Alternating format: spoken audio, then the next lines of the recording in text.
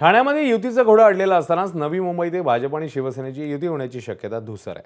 दोन्ही पक्षांच्या स्थानिक नेतृत्वाने युतीच्या दृष्टीने अद्याप चर्चा सुरू केली नाहीये। नवी मुंबईतले भाजप नेते गणेश नाईक आणि शिवसेनेचे वेळा भोपळ्याचं नातं असल्याने युती नकोच अशी मागणी कार्यकर्त्यांची आहे। मात्र त्याचवेळी शिवसेना युती करण्यास तयार असून भाजपने नकार दिल्यास सर्व 111 जागी लढण्याची तयारी असल्याचंही शिवसेनेने स्पष्ट केलं। हे बघा, ती त्यांची भूमिका असेल, आमची भूमिका युतीची आहे। जर उद्या ते लोक बोलले नाहीच युती करायची आणि उद्या वरून जर सांगितलं की नाही युती करायचं, तर आम्ही पण एकली चलोरे लढायला आम्ही पण तयार आहोत का? आम्ही काही शांत बसणार नाहीत। हे बघा, ती त्यांची भूमिका असेल, आमची भूमिका युतीची आहे।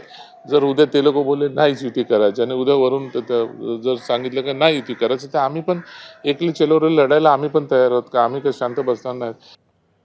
तर नवी मुंबई पालिकेतल्या युती संदर्भात शिवसेना खासदार नरेश म्हस्के काय म्हणतायत बघूया।